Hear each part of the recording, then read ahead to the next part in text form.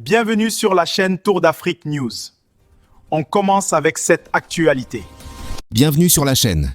Dans cette vidéo, nous revenons sur l'attaque contre l'aéroport international de Niamey. À la suite de cette attaque, les autorités nigériennes ont publiquement accusé la Côte d'Ivoire d'être impliquée. Une accusation fermement rejetée par Abidjan.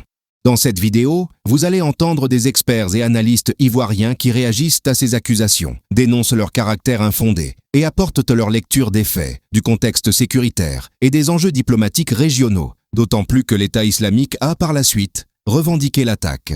Analyse, mise au point et éclairage d'experts, c'est ce que nous allons voir maintenant.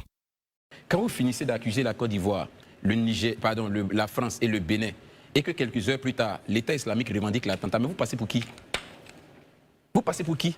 Quand vous accusez la Côte d'Ivoire d'être responsable de cette attaque, quand vous accusez la France d'être responsable de cette attaque, quand vous accusez le Bénin d'être responsable de cette attaque, cette coalition-là, de cette mise ensemble, vous déstabilisez. Et puis, juste quelques heures après, l'État islamique, dont se revendique le JNIM d'ailleurs, fait un communiqué pour dire qu'ils sont les auteurs de cet attentat et même menace encore d'en faire plusieurs parce qu'ils ne vont pas s'arrêter là. Vous passez pour qui? Qui plus est, c'est le premier responsable de ce pays-là qui prend la parole pour accuser. Et quelques heures après, voilà un démenti cinglant de l'État islamique. Je pense que quand on dirige un pays, excusez-moi, je n'ai pas de leçon à donner à quelqu'un, mais ça appelle beaucoup plus de sérieux, beaucoup plus de mesures de responsabilité que ce à quoi on assiste. Vraiment, excusez-moi, dans l'espace AES de la part de certains dirigeants. Ça nécessite vraiment qu'on puisse sérieusement s'asseoir et se poser les bonnes questions. C'est ce que je veux dire en entame. Monsieur Gali, encore une fois, merci d'être avec nous. Je déplace le triangle justement d'informations vers vous. Pourquoi déjà ces trois pays sont portés donc au pilori par le président du Niger? Pourquoi la Côte d'Ivoire, le Bénin et la France? Je pense que dans cette situation, il y a une double gravité. D'abord une gravité verbale et ensuite une gravité que je qualifierais de principielle. Verbale parce que, comme vient de le souligner mon collègue, il y a quelque chose d'extrêmement grave à ce qu'un chef d'État, par une voix de vidéo, donc qui n'est pas une voix officielle, prenne la parole pour accuser trois autres chefs d'État d'être au fond complices pour une tentative de déstabilisation et d'attaque. Pourquoi ces trois États ont-ils été choisis? La France et la Côte d'Ivoire ont des relations de longue date.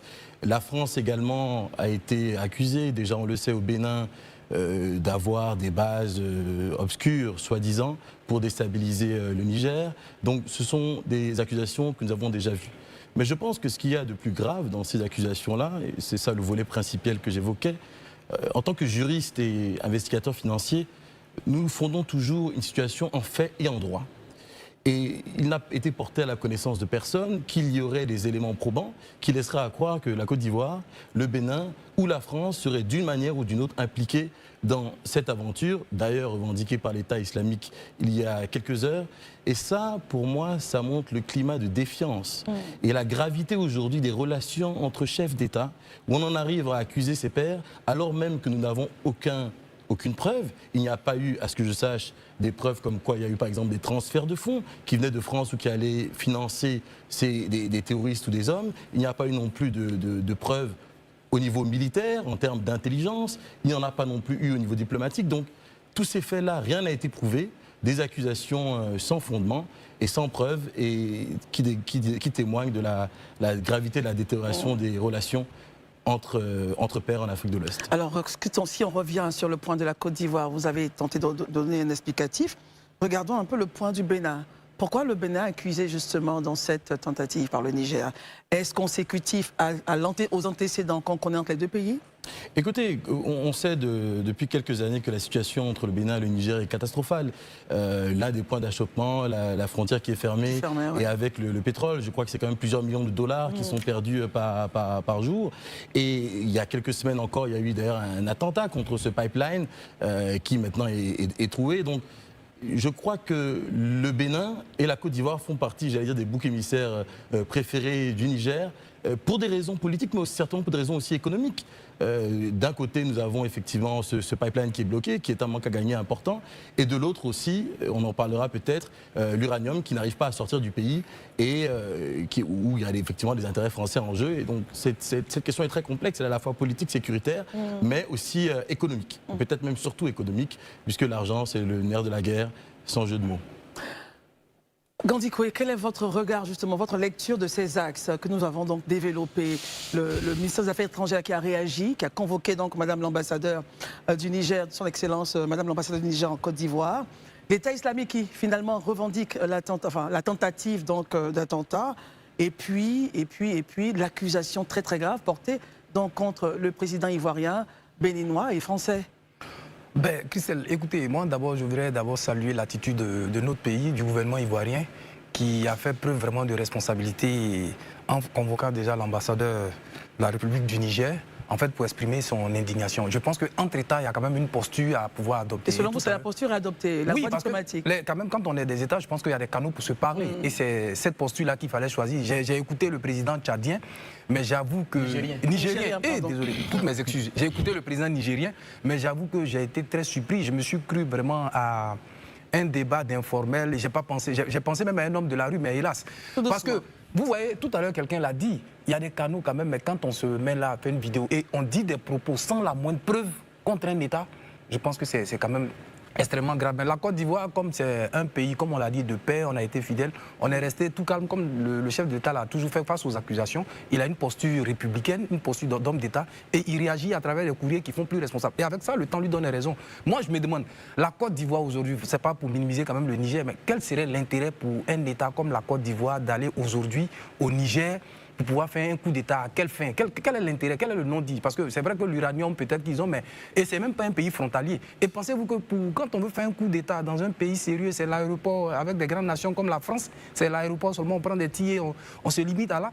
J'ai été surpris parce que je pensais que le chef de l'État allait nous dire les assaillants qui ont été pris, il y avait des Ivoiriens, il y a des gens qui ont fait des aveux, mais bon, comme quelqu'un l'a dit tout à l'heure, hein, c'est le quotidien, c'est le terrain. Quand les gens ont des difficultés en interne, il va falloir trouver un accusateur, un bouc émissaire pour dire en fait ça vient de l'extérieur. Sinon je ne vois vraiment pas qu'est-ce qui pourrait faire le sérieux de ces accusations-là à l'égard de notre pays. Je veux parler de notre pays que je connais parce que je ne parlais pas du Bénin, de la France qui a aussi des présidents, je pense qu'ils auront l'occasion d'intervenir, mais déjà à notre niveau, je ne vois pas l'intérêt et qu'est-ce qui pourrait pousser. Et mieux, il n'a pas pensé vraiment au nombre de citoyens qui sont dans notre pays. Parce qu'il y a une chose qui est claire, les citoyens nigériens qui sont aujourd'hui dans ce pays-là, quand on s'appelle Niger et qu'on sait qu'on a plusieurs citoyens dans notre pays, il y a quand même une posture à adopter. C'est une posture irresponsable, mais je pense que la Côte d'Ivoire, fidèle à sa posture, a su quand même dribbler cette manière-là et à travers le communiqué. Et il y a l'État islamique qui avait quand même venu nous donner raison. Voilà.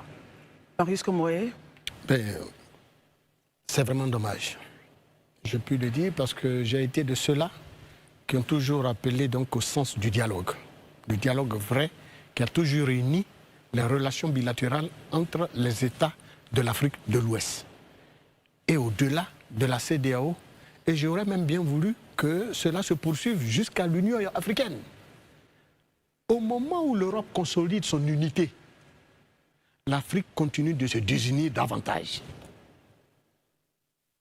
On peut certes se plaindre, et je fais partie de ceux-là qui se plaignent de la situation que traversent nos États de l'Afrique de l'Ouest. Je dis bien nos États, je ne dis pas les États. Parce que je me considère en tant qu'Ivoirien comme Nigérien. Je me considère en tant qu'Ivoirien comme Malien. Je me considère en tant qu'Ivoirien comme Burkinabé.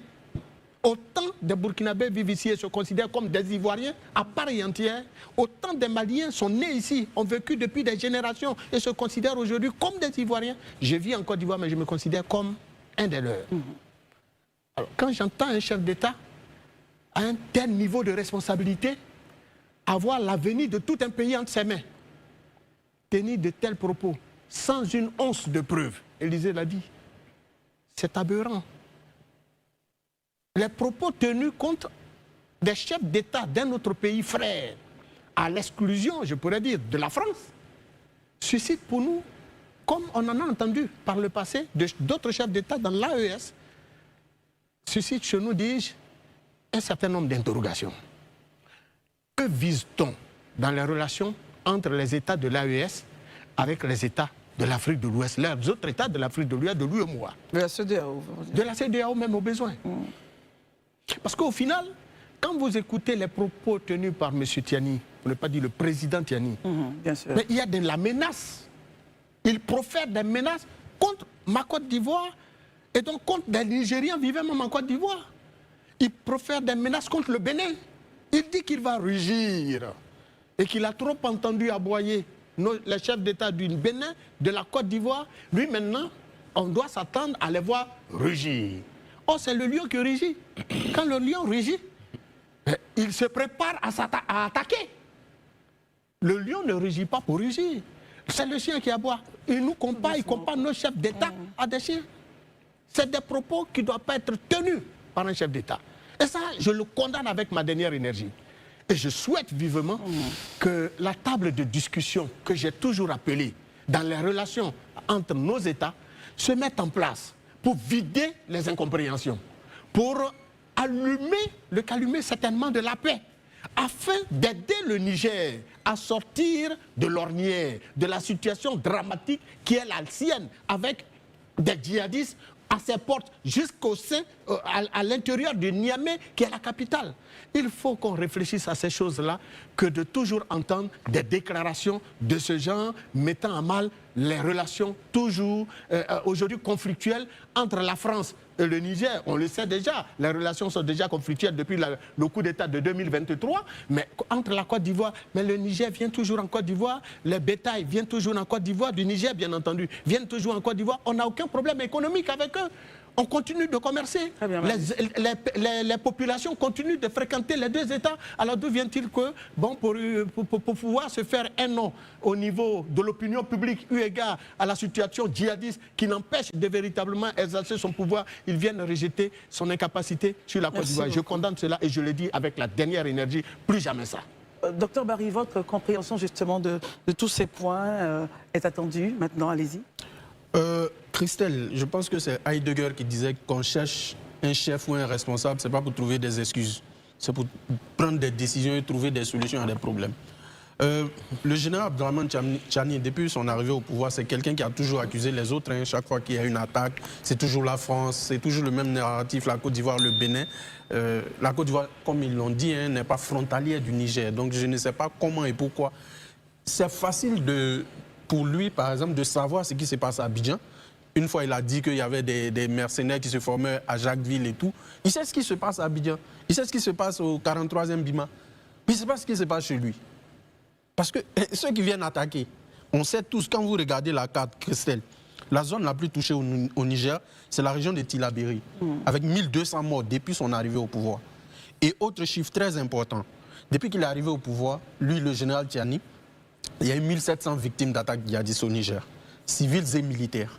Les zones les plus touchées, je l'ai dit, c'est Tillabéri. Tillabéri, ce n'est pas la frontière du Bénin, ce n'est pas la frontière du Nigeria, c'est à la zone des trois frontières, entre le Mali, le Niger et le Burkina Faso. C'est là que se trouve Tillabéri. Donc, si des frontières sont poreuses, c'est celle-là. Pourquoi ils n'accusent pas le Mali? Pourquoi ils n'accusent pas le Burkina Faso? C'est la Côte d'Ivoire qui est un pays à près de 3000 km de lui qui l'accuse. Le Bénin, la frontière est fermée. Donc si des gens traversent la frontière, c'est que côté nigérien, on avait preuve de flexibilité. Ou bien ils ont acheté les militaires qui sont à la frontière. C'est une question de raisonnement en fait. Et autre chose, comme je l'ai dit, la zone des trois frontières, la base aérienne qui a été attaquée, la base 101, elle abritait un détachement des troupes coalisées de l'AES. Le général Tchani a dit quelque chose de très important. Il a remercié la Russie. Ah bon? Oui, tout à fait. Ah bon? Donc aujourd'hui, on remercie des troupes étrangères qui viennent en renfort. Je pense que quand la France est intervenue au Bénin à la demande du président Talon, qui est chef d'État du Bénin élu, son régime a été attaqué. De son droit, il a demandé à la France et à la CEDEAO d'intervenir. Ça criait au loup. Non, la France, souveraineté, violation de souveraineté. Donc, des soldats russes peuvent intervenir au Niger, ça ne pose pas de problème à quelqu'un. Ça ne pose pas de problème de souveraineté, ça va. Tant que c'est la Russie, tant que c'est la Chine, tant que c'est la Turquie, ça va. Le loup, c'est la France. C'est ce narratif qu'on a servi, excusez-moi, aux rues. J'ai dit bien aux rues. Parce que quand vous allez à Ouagadougou, vous allez à Bamako, il y a des gens qui sont dans les carrefours, qui font des vidéos. C'est à ceux-là que le général Tchani s'adresse. Hein. Pourtant, le Niger, aujourd'hui, a besoin de tranquillité. M. Gali a évoqué la question de l'uranium. Aujourd'hui, c'est des pertes colossales parce qu'ils n'arrivent pas à vendre. Et Orano a saisi la justice. Parce qu'il y a un contrat qui lie Orano à l'État du Niger. Donc, personne, aucun État sérieux ne va acheter cet uranium au risque d'avoir un litige devant les tribunaux et de payer des dédommagements au Orano. 1000 tonnes étaient au port de Lomé. Les 1000 tonnes, le navire russe qui est venu récupérer les 1000 tonnes, il est retourné à son port en mer Noire. Aujourd'hui, les 1000 tonnes sont à la base aérienne 101 de Niamey. Le pipeline dont M. Gali a évoqué, il devait rapporter 500 millions de dollars par an à Niamey. Aujourd'hui, le pipeline est endommagé par des citoyens nigériens parce que c'est au Niger que les attaques ont eu lieu, ce n'est pas au Bénin. La frontière est fermée. Et Christelle, très bien, pour chuter, qui sont les responsables du JNIM? Parce que c'est la question que personne ne pose. Il y a Dagrali, c'est un Malien, citoyen malien, connu des autorités maliennes. Et comment dirais-je, Diafar Diko, c'est un citoyen burkinabé. Ce n'est pas un Français, ce n'est pas un Togolais, ce n'est pas un Béninois. Ils sont connus. Amadou Koufa, il est citoyen malien originaire de Mopti. Tout le monde connaît sa famille au Mali. Ceux-là, on ne les accuse pas, ceux qui revendiquent. C'est le patron de djihadistes. Aujourd'hui, Christelle, je vais vous alerter sur une autre préoccupation. C'est sur les rançons. Les Émirats arabes unis ont payé au JNIM en octobre dernier 50 millions de dollars pour la libération d'un de leurs ressortissants qui était un ancien général de l'armée à la retraite mais qui travaille dans le civil. Mais les 50 millions de dollars qui vont dans les caisses du JNIM, c'est la France qui les a payés. Mais on laisse les Émirats tranquilles, ceux qui donnent 50 millions de dollars. Vous savez ce que ça fait dans le Sahel? Ça vous permet de recruter à longueur de journée, d'équiper vos hommes et d'acheter des drones. Parce qu'aujourd'hui, il y a des drones accessibles moins chers, 10 000, 20 000 dollars, vous avez des drones. Et là, c'est le danger qui nous guette parce que l'attaque de Niamey, là, des drones ont été utilisés par les groupes armés. Donc, attention, Christelle, la sous-région est en danger. Merci Barry. Alors justement, le second tour de table, ça s'articulera autour de la sortie justement de crise. La Côte d'Ivoire convoque donc l'ambassadeur du Niger. Ensuite, je rappelle, la chute du communiqué, le gouvernement ivoirien reste attentif à la suite qui sera donnée à cette démarche et se réserve le droit de tirer toutes les conséquences qui s'imposent. Élisée, regardons les différents cas de figure qui pourraient donc surgir de cette démarche faite par Abidjan. Bon, moi, je pense que... Et allons sur les axes de solution pour terminer. Oui, je pense que l'ambassadeur viendra s'expliquer probablement à son humble niveau à elle-même. Peut-être présenter des excuses, des choses de ce genre. Mais moi, je voudrais juste revenir sur quelque chose dans le sens des solutions. Christelle, regardez la démarche de la Côte d'Ivoire depuis toutes ces années. Depuis que malheureusement nos pays voisins sont dirigés par des putschistes, des gens qui sont arrivés au pouvoir par des voies non conventionnelles et donc qui ont décidé de prendre la Côte d'Ivoire comme cible. Regardez la démarche de la Côte d'Ivoire. Nous, on n'a jamais été dans une dynamique de belligérance. Non pas parce qu'on n'a pas une armée qui peut réagir, non pas parce qu'on a des femmelettes à la tête de l'État, mais parce qu'on sait que ceux-là, ils sont juste des dirigeants. Mais les personnes les plus importantes, c'est le peuple. Et le peuple malien, le peuple burkinabé, le peuple nigérien n'est pas forcément en adéquation d'accord avec la position que ces personnes-là ont. Donc, ce n'est pas parce que ces personnes-là disent des choses qu'on doit réagir. La Côte d'Ivoire continuera de rester une terre hospitalière, continuera d'apporter son soutien tant que c'est possible. Ça, vous allez voir, il n'y aura pas de démarche belliqueuse des autorités ivoiriennes. Parce que si ça devait se faire à longtemps... Parce qu'il finit les populations, justement, ont des liens séculaires, il faut préserver cela. Et puis les dirigeants, comme je dis, sont passagers. Ces régimes-là, Christelle, ils ont beau durer, ils prendront fin, tôt ou tard un jour. Et c'est à ça qu'on pense. C'est pourquoi il y a des actes qu'il ne faut pas poser maintenant. Parce que quand ces régimes ne seront plus là, vous risquez de regretter si vous avez pris un certain nombre de postures. Et Dieu merci, l'État de Côte d'Ivoire a des dirigeants qui, eux, comprennent la portée de ces actions-là et donc décident d'avoir une posture qui soit mesurée. Et c'est ce que nous autres on encourage. Sortons vraiment de la belligérance, même aux populations. Nous, on s'adresse aux populations. Point n'est besoin de s'en prendre à qui que ce soit, ni de vouloir être remonté contre... Non, les populations ici n'ont rien à voir avec cette situation. Il faut vraiment faire la part des choses. Ceux qui posent ces actes, qui tiennent ces discours, auront à s'expliquer devant l'histoire, le témoignage de l'histoire et des hommes. Nous, on n'a pas besoin vraiment d'entrer dans ces invectives-là. Restons dans cette posture-là. Et je pense que l'État de Côte d'Ivoire ne dérogera pas à sa tradition. Restez toujours amis de tout le monde, ennemis de personne, comme l'a dit Félix Houphouët-Boigny. Apporter son aide quand c'est possible. Pas taper du poing sur la table, mais interpeller les uns et les autres quand c'est nécessaire. Et puis on s'arrête là. Et la vie continuera. Voilà pour les réactions et analyses des experts ivoiriens concernant les accusations portées après l'attaque de l'aéroport de Niamey. Entre déclarations politiques, revendications de l'État islamique et tensions diplomatiques, cette affaire rappelle la complexité des enjeux sécuritaires dans la région. Merci d'avoir suivi cette vidéo. N'hésitez pas à vous abonner à la chaîne, à laisser un commentaire et à partager pour soutenir notre travail d'information. À très bientôt pour une nouvelle analyse.